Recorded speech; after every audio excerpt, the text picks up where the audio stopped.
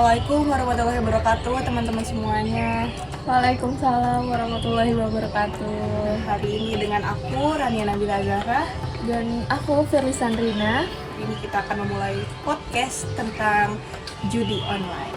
Nanti kita langsung aja ya. Wah, oke.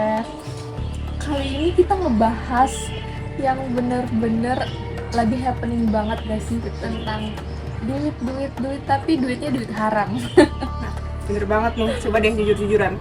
Siapa sih di sini yang pernah lihat kayak iklan, ajakan main slot atau semacamnya yang muncul pas lagi nonton film bajakan atau buka medsos? Nah, pasti hampir semua orang tuh pasti pernah banget gak sih nemu kayak gitu. Dan hari ini bakalan kita kupas tuntas di podcast kali ini. Nah, judul kita jadi hari ini adalah bahaya candu judi online. Kita bakal bahas dari sisi fakta, kenapa generasi kita rentan, sampai gimana sih Islam tuh memandang permasalahan ini. Nah, spoiler dikit dulu kali ya. Jadi, judi online tuh bukan cuma dosa guys, tapi juga bisa berhubungan ke masa depan kita nanti. Nah, jadi gini ya, banyak yang masih mikir kalau misalnya judi online kan masalah orang dewasa ya, bener-bener gitu. Padahal mah kenyataannya tuh nggak sesimpel itu guys. Iya, karena udah ada datanya juga ternyata. Karena bukan cuma omongan doang. Jadi berdasarkan data yang dihimpun dari PPATK atau Pusat Pelaporan dan Analisis Transaksi Keuangan, tercatat sudah 960.000 pelajar dan mahasiswa Indonesia yang terlibat dalam judi online.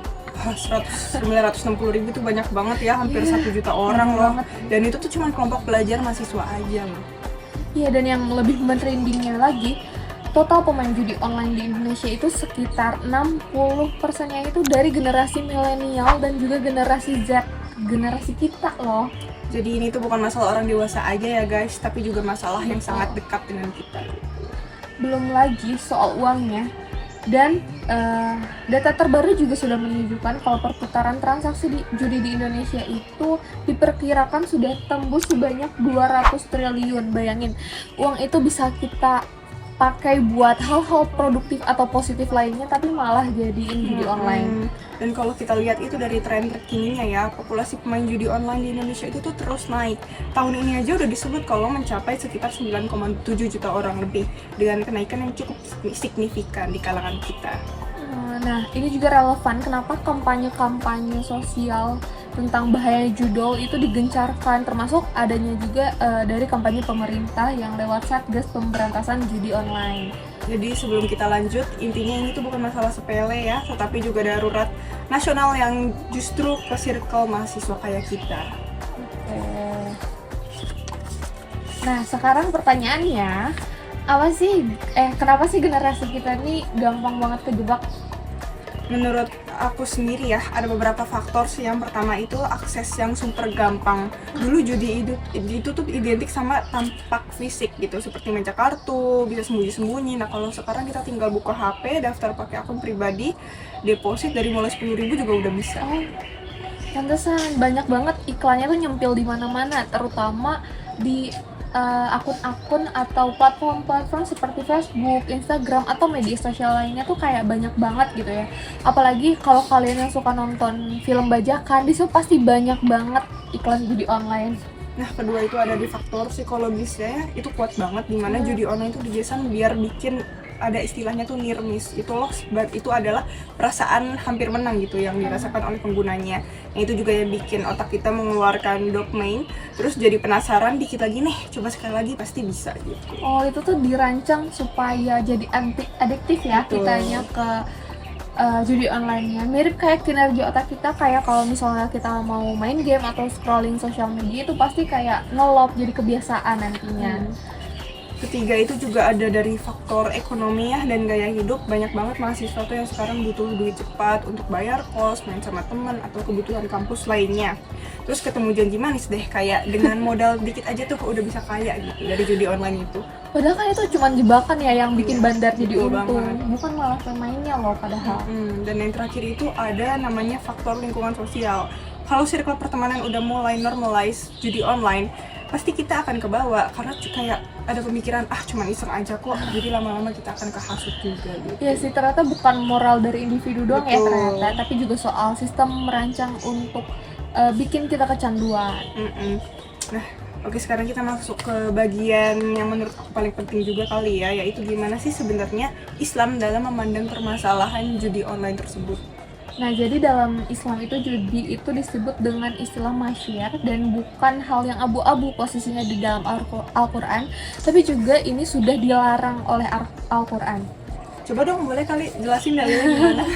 Jadi dalam Al-Quran surat Al-Baqarah ayat 219 itu Allah menjelaskan bahwa ketika ditanya soal khamr atau minuman keras atau juga masyar yaitu judi, jawabannya adalah keduanya itu memiliki dosa besar tapi memiliki juga sedikit manfaat, tapi yang namanya sudah dilarang dan dosa besar itu tetap aja tidak ada apa-apanya dibanding dengan manfaatnya. Nah, ini menarik banget ya, karena Al-Quran tuh ternyata nggak nutup mata kalau judi itu memang kelihatan menggiurkan, makanya banyak orang yang masih tertarik sampai sekarang. Tapi Allah itu sudah menegaskan kalau misalnya dosa dan kerugiannya itu akan jauh lebih besar nanti di akhirat. Betul, semakin tegas lagi adanya dari surat Al-Maidah ayat 90. Allah berfirman, intinya wahai orang-orang yang beriman, sesungguhnya khamr, judi, berhala, dan mengundi nasib itu adalah perbuatan keji termasuk perbuatan setan, maka jauhilah supaya kalian juga beruntung. Nah, jadi di sini judi itu juga disandingkan langsung ya sama berhala dan perbuatan syirik level keji lainnya. Nah, dilanjut lagi ada di ayat selanjutnya yaitu An-Nisa ayat 91. Allah menjelaskan alasan kenapa harus menjauhi judi, karena sebenarnya tujuan setan itu mau nimbulin permusuhan dan kebencian di antara manusia lewat khamr dan juga judi. Namun yang paling penting judi itu bisa menghalangi kita dari mengingat Allah dan dari sholat. Nah, dan ini tuh relate banget ya sama realitas sekarang. Orang banyak yang kecanduan judol, waktunya habis buat refresh layar HP doang, mantengin pola sampai lupa waktu, termasuk lupa sholatnya. Selain itu juga dari hadis riwayat Bukhari dan Muslim yang menyebutkan bahwa barang siapa yang mengajak teman-temannya untuk berjudi, dianjurkan dia bersedekah sebagai bentuk penebusan. Nah, penebusan ini bukan sekedar penyuluhan untuk penghapusan dosa, tapi juga diharuskan, jadi sudah diwajibkan, perlu ditebus gitu. Berarti bukan cuma main aja ya yang dosa, tapi yang ngajak-ngajak juga pastinya bakal ikut dosa juga. Betul banget, karena ini tuh nyambung juga sama prinsip besar dalam Islam soal harta, itu pada surat An-Nisa ayat 29, Allah melarang kita memakan atau memperoleh harta sesama dengan cara yang batil, kecuali lewat perniagaan yang didasari saling ridho.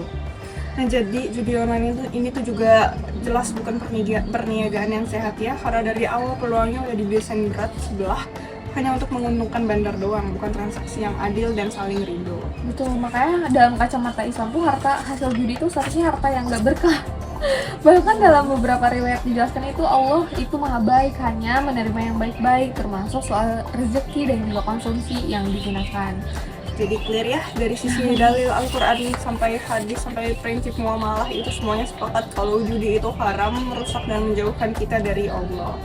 Nah, dan ini juga bukan cuma soal kuno atau nggak kekinian, tapi justru larangan relevan banget sama kondisi sekarang, dimana bentuknya udah makin canggih, yaitu lewat platform digital. Nah, jadi yuk kita sama-sama jaga diri, jaga circle kita, dan juga jaga keberkahan hidup kita dari hal-hal yang justru menjauhkan diri dari Allah. Sekian dari episode kita kali ini, semoga bermanfaat ya. Wassalamualaikum warahmatullahi wabarakatuh.